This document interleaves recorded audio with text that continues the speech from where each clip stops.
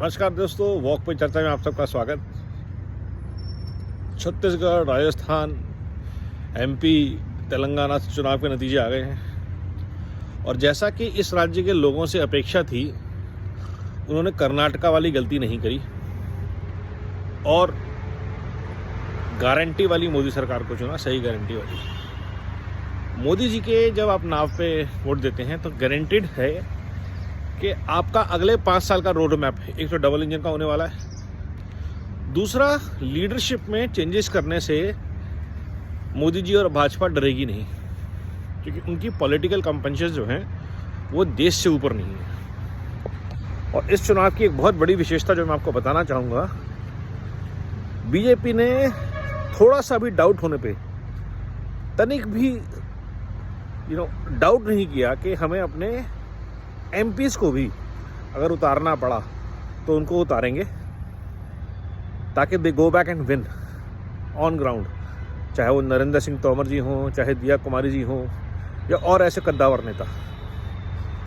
तो ये शो करता है कि एक Bhajpa is ready to take risks to ensure that they win empathetically, क्योंकि सबको पता है जब मिलीजुली सरकार बनती है तो क्या होता है। दूसरा, बीजेपी का जो केडर है, जो लीडर्स हैं, जो मिनिस्टर्स हैं, जो एमपीज हैं, जो एमएलएज हैं, उनको ये बात अच्छी तरह पता है कि पार्टी संगठन को जो जिम्मेदारी देगा उनको वो जिम्मेदारी पूरी करनी है। तो ये जो डेडिकेशन है पार्टी के प्रति, टीम के लिए, देश के लिए, ये कोई भी कांग्रेस या परिवारवाद से पोषित, भ्रष्टाचार से पोषित पार्टी नहीं कर सकती।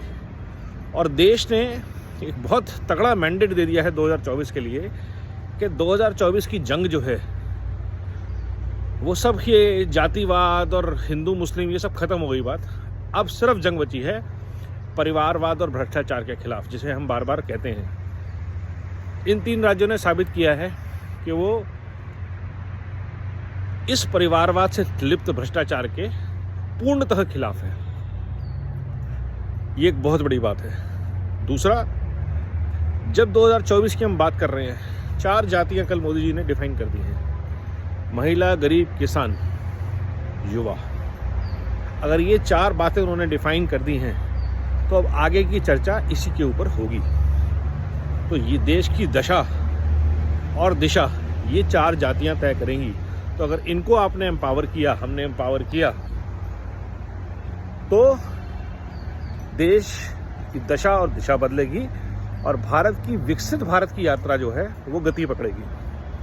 आज हमारे पास प्रभु कृपा से ऐसी लीडरशिप है जो टफ डिसीजन लेने में सक्षम है। और अभी आप देखेंगे कि पुरानी लीडरशिप जो है, जिन पे ज़रा तनिक भी डाउट था, उसको दरकिनार किया जाएगा इन तीनों राज्यों में और नए नेता उभरेंगे। और बीजेपी के पास संघ की कृपा से लीडरशिप की कमी नहीं है। पाइपलाइन बहुत बढ़िया है।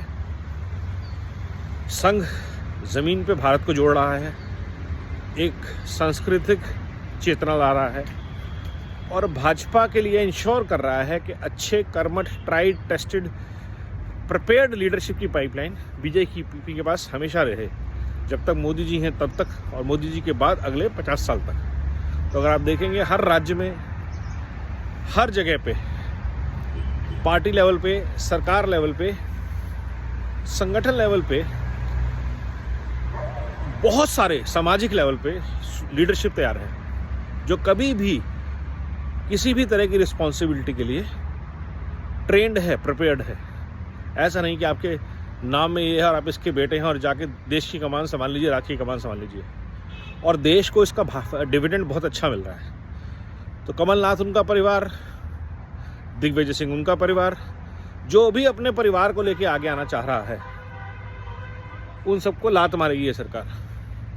ये बात भारत की जनता को समझ में आ गई है और इसलिए कल भी विकल्प हुआ कि तीसरी बार मोदी सरकार, अब की बार 400 पार।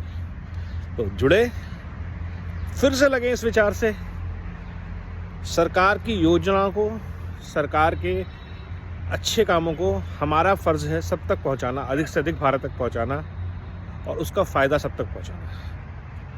वंदे भारत, वंदे मातरम। मेरे चैनल को सब्सक्राइब कीजिएगा ज़रूर। भारत का गौरव। जय हिंद।